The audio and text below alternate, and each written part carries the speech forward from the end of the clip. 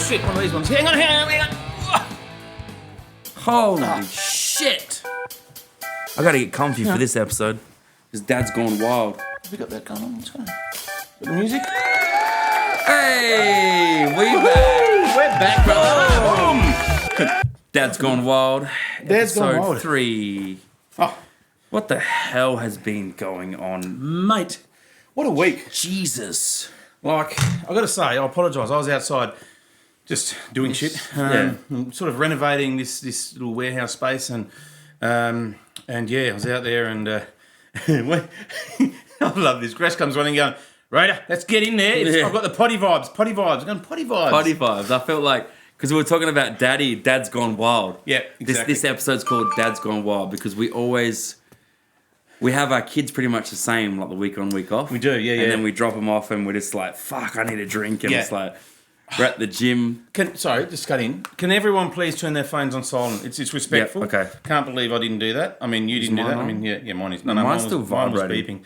Yeah, well, vibrating's all right. Right. That's what she said. Ribbed for her pleasure. Anyway, So you're doing the fucking, down here, you're going to make it like a healing space, right? yeah, so I was lucky enough to advertise a space because I've got the gym next door and there's some space upstairs, like a physio room, which I want to get a physio in, sports physio, and then a hall up there. And we ended up getting a guy who's Eugene. Shout out to Eugene, what a little legend. Little legend. I mean, yeah. I mean, I'm big, so you know, anyone's. We're big boys. Yeah, so. yeah. But he's come from Bhutan. Yep. He does sound healing. He does meditation. He does Pilates and yoga. Sweet. He has these special teas. He does sound healing. I said that, didn't I? It does like, And 9D. Yeah, massage and everything. Yes. Well, no, 9D is something separate. That's what I'm bringing in. Fuck, man, you do so much. I don't know how you keep up. Oh, I don't know. I just don't know. I don't yoga. I don't know. I mean, no. So I am sweating. It's but yeah, we're turning everything around. We're you know I'm just we've got all the area for it. 9D is massive. Look that up. I'm hoping to spread that into the mine sites, schools for teachers and children. It beats anxiety. Got a massive space here. I hooked onto the franchise last night before. Great. It wasn't cheap, but it's the return on investment. It's not all about investment. It's about helping people. But at the same time, business point of view, you need to understand. When you're I'm putting this much into it. What am I getting out of it? So yeah, 100%. It's a big thing now because everyone's really overstimulated by technology, and it's not. I've heard great things about it, man. It can really help with calming your mind after it's massive. We talked about like teachers and shit using it when they're finished.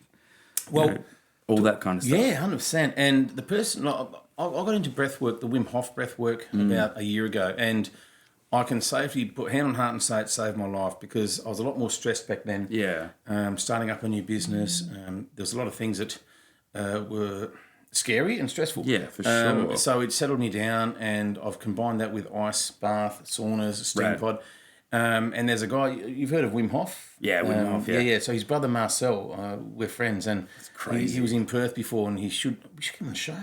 Get him on the show, bro. Get him on the show. Wim So Hof's amazing. Oh, his mate. journey, like he lost his wife and stuff, And Mate, so much, yeah, exactly. He's been accused of stuff that I believe is not true, but at the end of the day, I'm not getting involved with that. But yeah, okay. I don't know too much about him. Oh, there's a whole heap of ups and downs, and I mean, when you know this, you're very well known, you're famous. So I guess some people just they want to have a go at you, and it explodes. You know what I mean? And I think that's what's happened with him. But all that aside, the breath work's awesome. Marcel, he spent 30 years with his brother doing breath work with him. Wow. He lives between New Zealand, Perth, Bali, and Netherlands.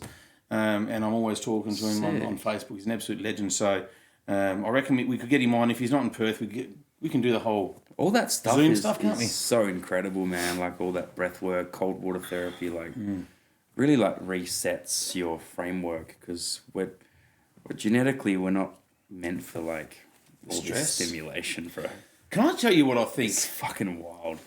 Can I tell you what I think sets a lot of people up for failure? And this is me talking from experience, and I'm probably going to have a few people that disagree with me, and I apologise for that. No, actually, fuck it. I don't apologise for that. Yeah, screw 'em. There's no apologies for this, but we have gone into a society where government rules schools, right? And schools rule the kids, and the kids become followers. Now, I think we've spoken about before. I came to Australia when I was like 9, 10. I was turning 10, 9 years old, 10 years old, and I hated school. Yeah. And the reason being, people were racist. This is back in the mid-'80s. It was bad. Racism was a real thing. Like, they knew more about Hitler than I did, and that would have come from their parents, for example. Oh, you have a German kid at school. Oh, Hitler. The whole Hitler thing, people think it's like Australians, they don't understand that. It's not funny. No, it's not funny. It's not fucking funny at all. They're like, oh, German Hitler. You're like, this is, stop it. Yeah, exactly. We're not all like that. Seriously, 100%. stop it. Yeah. And then my kids would confront me, and I can't. Okay, so if I can't speak English and you're having a go at me aggressively, what am I going to do? Yeah. I'm going to fight back. All I ever did was fight. And then when the teachers came, I couldn't explain myself to the teachers as to why I was fighting. And they could. Wow. So who got the cane? Me. And that was when you were 10. You came here, right? From Bremen. That's right. From Bremen. Yeah. And I got this. There's a teacher, a principal called Mr. Di Passi. And I say that because I don't like him at all, and I know he's not walking this earth anymore because he was born when Jesus was a boy. But at the time, fuck it. No, I'm sorry. It's not nice, things stick with you. They really do. Oh, especially teachers, man. I have a lot of trauma in schools too. Yeah, I get it, bro. My dad knocked him out. This is a true story.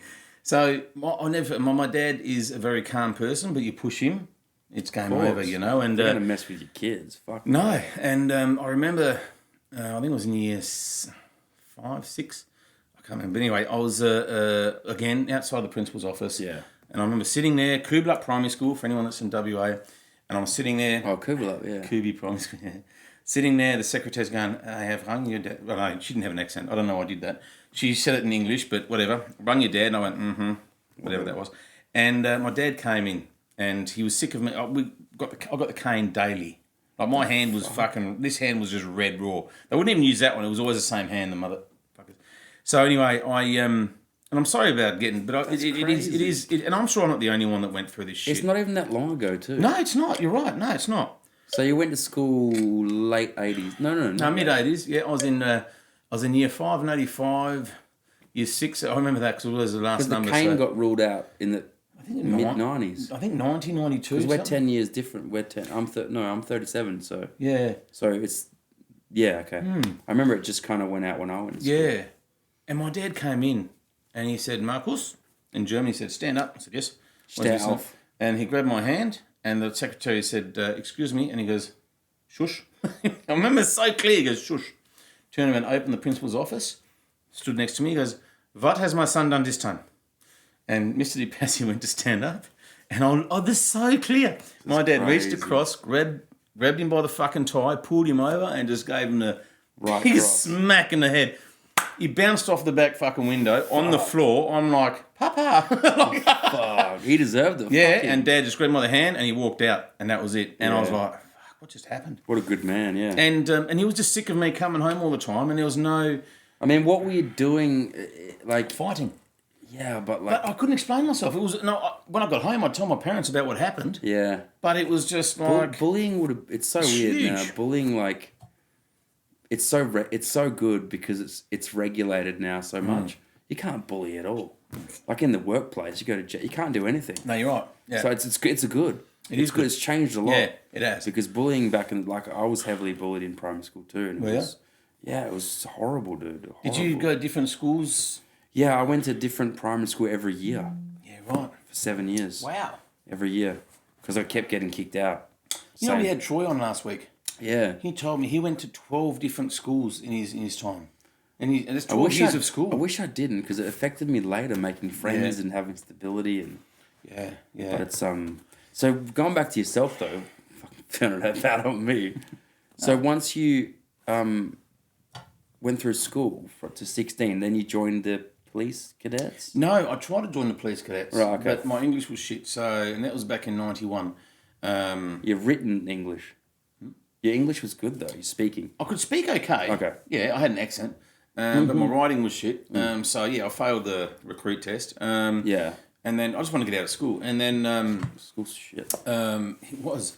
And then the Gulf War just started, and the forces were looking for anyone. And a mate of mine was looking.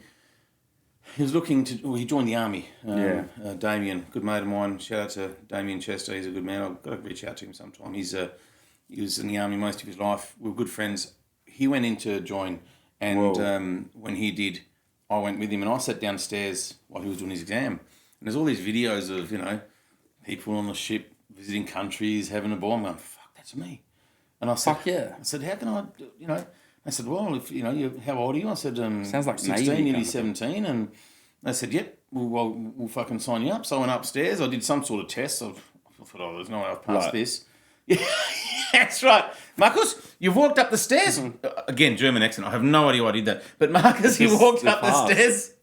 And, you've got the job. So, and I went home and my dad was sitting because in Germany, in Europe, right, you have to do, and it's not a bad thing, but you have to do a period of time in the armed forces before you can do anything else. So when you leave school, you then have to enrol in the armed forces for a period of 18 months or 2 years. When you were growing up, not anymore, right? I don't know. It may still be. It's a good thing. Yeah. Wouldn't surprise. Maybe not anymore. But yeah. Mm. So my dad went, Marcus, we come to Australia. You don't have to, But then he said, Marcus, I love you, but you're a bit of a shithead, so this will sort you out as well. So it was sort of like, when I say shithead, I never went to school. I hated school. It was hard because the cultural thing. This is it. And I'm not saying I'm successful, but at the end of the day, my school was shit. But you look at a lot of people who start their own business, entrepreneurish. Like I've always had this vision, I can do anything, And I'm not being arrogant by saying that, but I've got, I'm surrounding myself with good people. Yeah. And I think school turns you into a follower. I'm sorry, it does, yeah. It really does. And private schools, I'm sorry, you're paying a lot of money for people to drum religion into your kids, which unfortunately is happening to my kids, and I'll bring it out there. I'm not happy about it. Yeah. My ex-wife knows about that since day one. I've never been happy, but her and her family have always been Catholic. So, yep. And at the end of the day, look, my son Jai, we spoke about him before. He's amazing. He's come out really good at the end of it, and he's not full-on Catholic, and I appreciate that. And it does have I guess it does show you discipline. Yeah. But I don't like the fact that kids are in a classroom having to learn about what Mother Mary does with her pearls and whatever. I don't know. I don't care. Yeah. That's just my feeling. And I've probably offended a heap of people. But I think the funny thing is with private school is like a lot of teachers now are calling in sick, so they get relief teachers. But the relief teachers that teach at the public schools are the same that teach at the private schools. Yes. So you don't get a better teacher. You don't. That's people. No, you're right. People think that. I'll tell you what the difference is. There's no difference. They wear a fucking tie. Yeah. And a suit. And everyone. And that's a pain in the ass because you can't wash it, you can't dry it, you got to dry clean it. It's just, oh my God. They just take your money, yeah. It's hard. It's the whole school thing's. I don't know. Mate, I'm old fashioned, I guess. But don't get me wrong, school's important. And school needs to a certain degree. People need to learn English. They need to learn the mathematics. But you don't need to know what pi does with territorius or whatever. That's how much I know. We need communication skills in schools, like how to talk to adults. Like I know kids. Like I moved out of home. Sorry, when I was like 16, and now I've got friends with 16-year-olds. Yeah, right. And like, it sounds kind of rude, but they're stupid. Like, they couldn't even, like, know how to catch a train by themselves. Yeah. And at 16, I was living in Freo in a share house. You've hit it on the head. It's social, it's being streetwise. Yeah. I could walk into a pub at 16 and go, like, hey, and I was drinking in pubs. Yeah. I'm not saying that's not good, but you know what I mean? I know, like, exactly. Now a 16-year-old to say, hey, man, how's your day? And he's like this. Yeah, exactly. Yeah. Just let me get Fortnite out of the way. And I better like everyone's post. If I don't, like... What's with that? It's weird, dude. Do you reckon we're going to go full circle here? Maybe. Do you reckon we're going to go like fucking bang? We have to. This AI shit, we're talking about this over it's weird. Shout out the Vale again. Yeah, the Vale. We went out there for a drink and we were talking about, again, what we talked about last time, AI. But it's scary. If AI gets hold of some mass-destructing weapons, and AI doesn't have feelings, AI doesn't have emotions. We want to do good for humans, and AI don't care. I'm a robot. I'll blow up if I have to. That math, so it's like it just sees the threat, eliminate threat. 100%. And we are the threat. We are. The world. We are. We're fucking it all up. We're the main threat. There's another flip side. Maybe AI will sort these motherfuckers out and go, you know what, you're destroying your country. We're the issue. Yeah, so you're destroying your world. Yeah, we will take care of you and make sure it doesn't happen. But it's so out there and we've got zero control. Oh, it's insane. So then after... Fuck, I love our conversations. So what was the goal? Going back to like, to be honest, I don't know what the Gulf War is. Look, I'll be honest, we went out to the Persian Gulf. It was 1991. All we were really doing is backing up the Yanks, and I'm going to be honest with you, we didn't even see land. We were sitting in the water, backing up Yanks. Nothing happened. We came back. What was the war about? Was the Americans versus Persian? Yeah, no. Americans were just, mate, I don't even know the exact ins and outs of it, to be honest. We were just, got to remember, I was 16 years old, got there, this is how you fire an SLR, and I was a radar plotter, so, I was in the operations room, went back to HMAS Watson, which is a place in Sydney, learnt the RP, near the Lover's Leap. Yeah, it's nice, eh? Yeah. Sydney's beautiful, dude. Have you heard of Lover's Leap there? No. So that's called the Gap. So that's where... is that the nature gap thing? No. It's right on the ocean, and it's where people jump off holding hands. Lover's Leap. They would commit suicide holding hands. Oh, my God. Yeah, it was a real thing. It was actually very... to the point that they actually had people monitoring it. Wow. It was pretty sad. Yeah, so... It's fucked up. It is fucked up, yeah. So, Yeah, right. So getting back to the Gulf War. So all we knew is that, we're getting deployed. We're backing up the Yanks. We never... when I say you're a soldier, you're a soldier. Do you know what I mean? You basically get... and I'm not... We've spoken about even the German war. Like my dad's uncle, my granddad's brother was Hitler's right-hand man.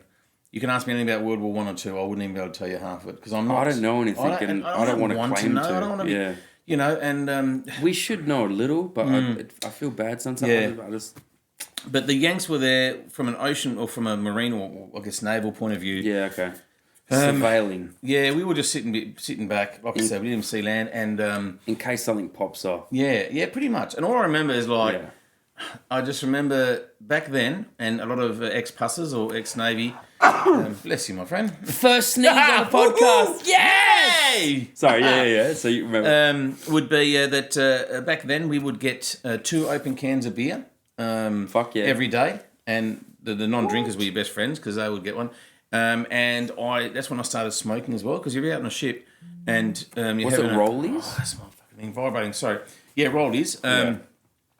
And I would and the reason you smoke on a ship back then is because you can have breaks. So I was in the operations room and I'd come out and I would roll a cigarette and I'd have a cigarette, and a commissioned officer would come and go, Raider, Seaman Raider, what are you doing? Oh, I'm just having a quick smoke, sir. Okay, no worries, I'll have one. Yep, as you were. If you don't smoke, Seaman Raider, what are you doing? Oh, I'm just standing at it. Get back to fucking work. Crazy. It's crazy. That's how it was. But it's still like that now in a weird way. It is a bit, isn't it? Yeah, you're right. And you're right. There's a lot of people, and I've seen this on mine sites, where a lot of the smokers out there, and look, I have the occasional cigarette, you know that. But there's people that will just go out every 10 minutes or every half hour for a cigarette. They're probably getting 2 hours. Yeah, 2 hours a day. Yeah. And the non-smokers aren't. So you're right. It probably is still happening. So I wonder if that came from the war times. I wonder where that came from. I don't know. That's interesting. But back then, I'd buy a packet of, and they were 60 grams Port Royal, 5 packets in a packet, in a carton. Like 5 packets. 5 times 60 grams, right? Because when you're in out of Australian waters, it's tax-free. It was something like $5.80. That would last you like a fucking year. Now, 30 grams, which is half the size of one packet. $50. No, $120. Oh my God. You know that pack, $120. Like I bought one just recently, and it lasts me a long time. Like because I have the occasional cigarette, so it lasts me. Too much money. A good month or maybe longer. But it's literally just what the fuck. So crazy. But going back to that, the whole Gulf War. I to be honest, I don't know what it's about. Yeah. The thing is, there's so many wars that the news will tell you one thing, this and that. And again, all the pussers that agree with me here, or even Army, Pongos, Air Force, at the end of the day, we were just told what we were meant to be told. Yeah. And I've never looked back on it. To me, it was a trip out in the ocean and back, to be honest. Yeah. It wasn't a long deployment. It was very short. You didn't see anything hectic, like people getting shot or anything? No, I got no medal. Oh, okay, people we got a United Nations medal, which was generic to, I think, everyone that was in the Navy. Any fights breaking out? Nothing. Nah, nothing at all. No, it was... The only thing I can hang my hat on about the Gulf War is that it got me a job in the Navy. That's fucking awesome. because obviously they were ramping up, but we did nothing. Yeah. And then you joined the Navy after that. What's that? So you went to the Gulf War as the Navy? Or Yeah, that was in the Navy. Okay, Yeah. Yeah, they were employing then, and then I did my recruit training at HMAS service, came back, went to Watson, HMAS Watson, and then a very short deployment. And then my dad got ill. He had a few heart problems, and I was just out of home, first time ever. No, I went, no, I'm out of here. You're and like the Navy was good. 20 at that stage, maybe? Oh, no. No, God, no. 17, 18. Yeah, I was probably 18 and a half, just under 19. Yeah. I only spent a couple of years, so a very short time. But in that short time, it sorted me out. It sorted me out. It did. Fuck, we were ironing our socks. We were doing all sorts of shit. Like, it was... Regimented. Yeah. And it sticks with you. I mean, Regimenting's even now... good, bro. I still know the drum beat that we marched to. Sick. Left, right, left. Like, it's still in my head. And that's Major Pain, eh? Yeah, but it is. Major Seymour Pain. How good's Major Pain, dude? Oh, mate. Yeah, regimenting's important, bro. And that's why I think in Europe they do put you through that before you go out in the workforce. It's fucking good, dude. I don't think it's bad. So after that, then you joined the police? Oh, yeah, but a lot later. No. Well, I came back, then I went to Mount Magnet, got in the mining. Yeah. While I was in Mount Magnet, I did, I was a volley for ambulance and fire brigade. Got involved with that quite heavily. Yeah, and that's what took me to Kalgoorlie to do emergency services for KCGM. So that's back in... Whoa. God, what is that now? 96, whatever it might be. I'm just trying to think. Went to Kalgoorlie and... Kalgoorlie, mate. Kalgoorlie, yeah. And that's and then I had 4 on 4 off. Started working in nightclubs on my days off. Sick. Ashok, big shout out to Ashok and Marie. Very close family, friends. And you're bouncing out nightclubs? Yeah. Fuck yeah. And that'd have been hectic back then. It was, especially in Kalgoorlie, you know. You've got the bikies, you've got the Kiwis, you've got the Indigenous, and they all just come together and just blow up, like... Yeah. But it was good times. Like, it was back in the days when, you knock each other out and then you fucking push, help each other up and have a beer and get over it, you know. I remember security back then too, like, probably not 90s, but I remember, like, when I first started going out drinking, like, it was fucking on. Yeah. People would brawl. Yeah. They don't do it now. They just put them in a lock and it's all done. Oh, fuck, I remember getting a head. I mean, I've got a scar here from an ashtray knocked on me, smashed on my head and... psychopathic. Yeah, exactly. It's a mental thing, but because psychopaths do exist, hey. 100%, bro. Well, yeah. Tell me that's someone. I'm like, no, it's someone that you met. But won't talk about her, but yeah. No. So, I'm joking. Bro, that's insane, eh? Fuck it hell. So, all right. So I'm trying to do a timeline.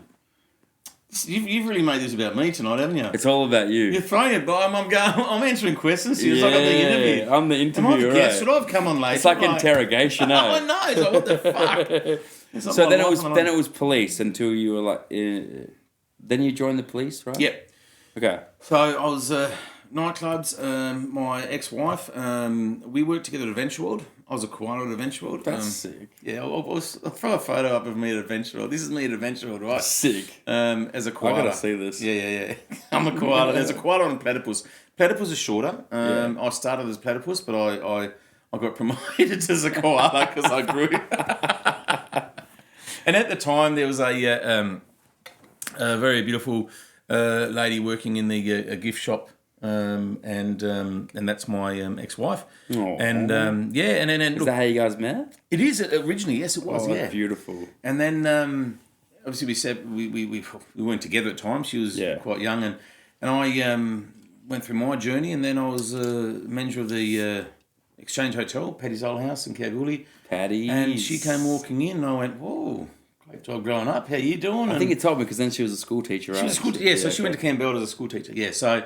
What school teacher? Campbell West? Or? Yes, Campbell West. She might have even taught you. I don't know. That's crazy. Maybe. I'll tell you her name off because I'm not going to mention her name. Obviously, is it to her respect to her, but who knows? But I went to Campbell West when I was year 5. So this would have been... Yeah, and she was a primary school teacher. And I remember working with your old man, your dad. Yeah. So when you're year 5... Well, I remember your dad's... No, I don't know if... How old are you when you're year 5? Is it 11? 10? Hang on, so you're... So, okay, I've got to work this back. So, yeah, if you're... Misha is 13. It's all changed as well. She's 13 this year, and she's in year 7. So Right. then 12 would be 6, 11 would be 5. So yeah, 11. Okay, so Around there. 11. So 10 or 11, I guess, yeah. that was 25. Hey. That's empty.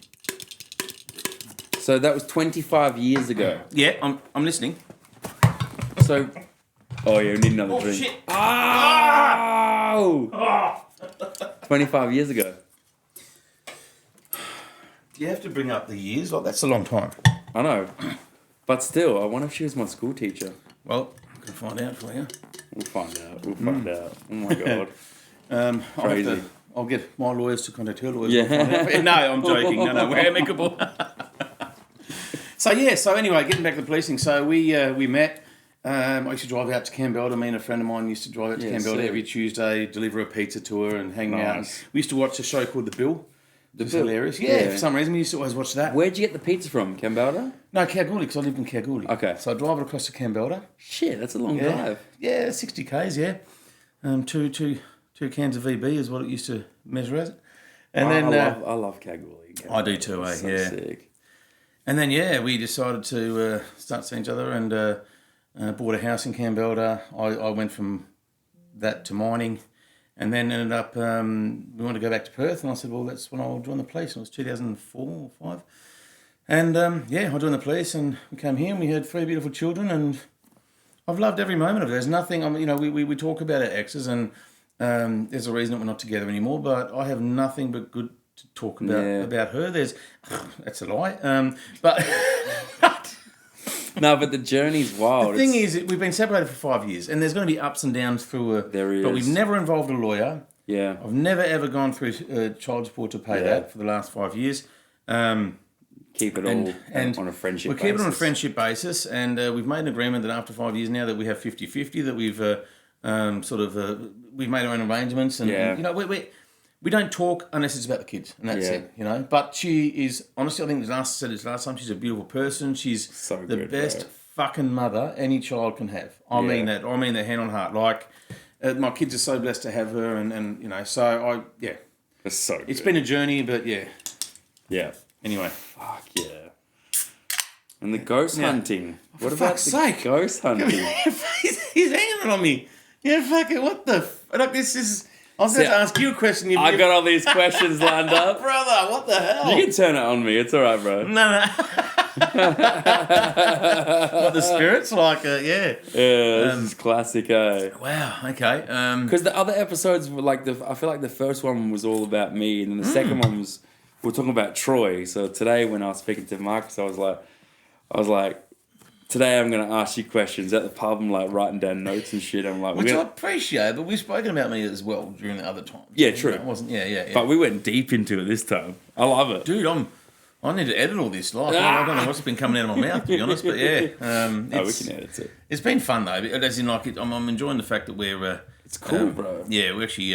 We'll talk about the ghost hunting and maybe wrap it up there, because after that I don't remember anything. But yeah, no, I'm still doing it. I love my ghost hunting. Yeah. Hauntings X, look it up. Probably write Hauntings X Marcus to find it, because there's a few. What's like the weirdest shit you've ever seen? Okay, so Like on the ghost hunting, like the shit where you like. Have you ever had stuff happen where you're like really scared? No, Not really. no, Just kind of creeped out. not maybe. even. Yeah, maybe a little bit. Not even anxious. I'd say excited. Yeah. Okay. I think my excitement takes over when I do that. And I've seen spirits since I was 16. I think I told you about my cousin. Yeah.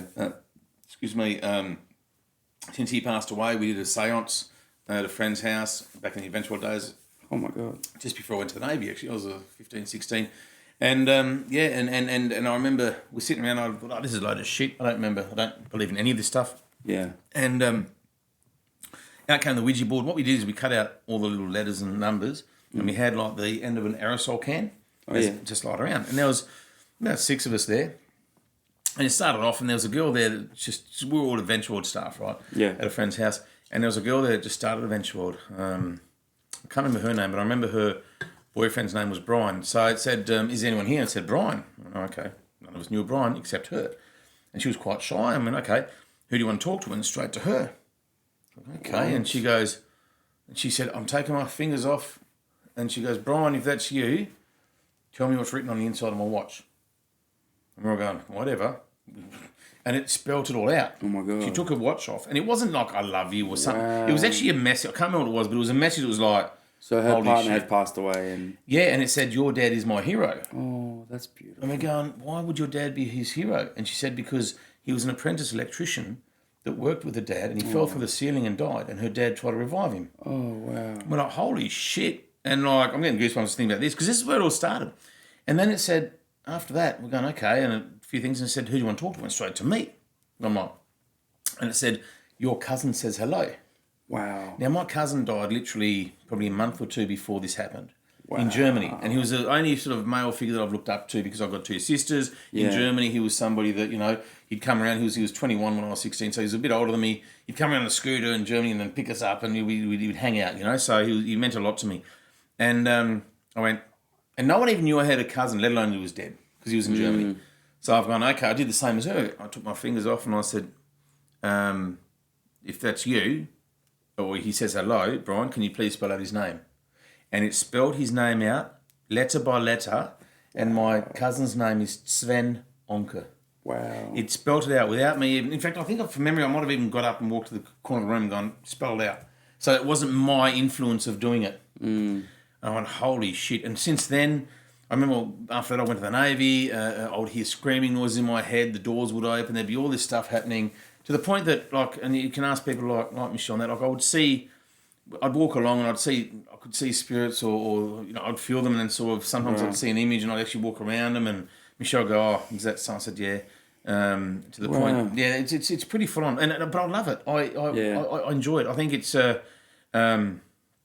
pretty phenomenal. I mean, I can take this chain off and I can do a yes or no. Like, I remember seeing that doing it in my apartment. Yeah, yeah, and it's no bullshit, man. That was like, insane. I talk to my spirit guides through this, and it's crazy. I even said to my spirit guides, when I'm holding up, should I put this on social media and show this works? And I went, yes, big time.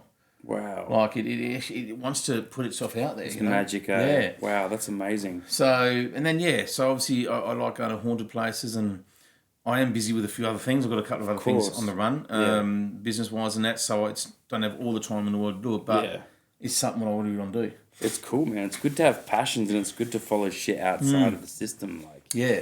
That's what we're talking about, school and shit. It's good to just do shit you like to do. Yeah. Because playing is when we're I don't know, like when we're kids, we're like supposed to play and have fun. But everybody's now everyone's on a fucking device. Yeah, bro. And everyone thinks also you have to be good at stuff, and you got to be like... But it's just fun to have fun. I think everyone is good at something. They just... Yeah. And if you're good at having fun and playing games, that's what you're good at. Who gives a fuck? Who cares? You know what the biggest... It all comes down to judges. Judgmental. Everyone gets judged these fucking days. Yeah. You know? True, eh? We're always like worried about what people think and shit. You know, what do people... Well, I'll put a post out. Fuck, how many likes have I got? I know. Oh, talking of likes, don't forget to like, subscribe, share, ding. Because we do that every day. Like, honestly, how many likes we got? Like. But share, please share. Do it. Because I think in our weird conversations that we do have, there would be things that I think people can resonate with. Yeah, for sure. And I'd love to hear your stories too. Leave some comments. We're not getting that many comments. If you want to come on the show too. Yeah. If you've got a cool story, you don't need to be famous. I know we had Troy on the show last week, but you don't need to be really well known. Like, you just come on and just talk shit. We're supposed to have someone else on today, a friend of ours. Yeah. Swamp. Who is this? Jeff Marsh. The cricket. So Jeff Marsh, we like cricket. Hopefully we'll get him on the next show or two. I spoke to him today, had a coffee with him this morning, and busy guy. He was very busy. But Jeff Marsh, Swampy, his son is Mitch Marsh and Sean Marsh. We'll get them on the show as well sometime. Sounds good. Top guys. Mitch Marsh is a Australian captain at the moment, playing really good cricket around the world. And so did Swamp. They grew up in I don't like cricket. Oh no, I love it. Yeah. This episode is going to be edited, and it's going to be random as fuck because we went on some tangents. So what are we going to call it? We're going to call it the rant. What do you? I love this guy. He's fucking straight up into his phone. Hang on, I wrote down something. Isn't it Dad's Gone Wild? Dad's Gone Wild, because we do. We're dads. We started off that way, and bro, another awesome show, awesome week. Thanks for joining us, everyone. Thank you, guys. I hope you got something out of it, and sorry for no, fuck it. Don't say sorry. Oh, just you say things and you go. There's people I can understand that don't agree with everything you say. But we're going to edit that out. No, we're not. Really? No edits. No edits. No edits. This is all the way through. Fuck it. All right. It is 38 minutes of fucking sheer crazy dance. Let's go. Love it. See you guys. I'll see you motherfuckers next Tuesday. Yeah. Yeah, bro. Get home safe. Drive safe.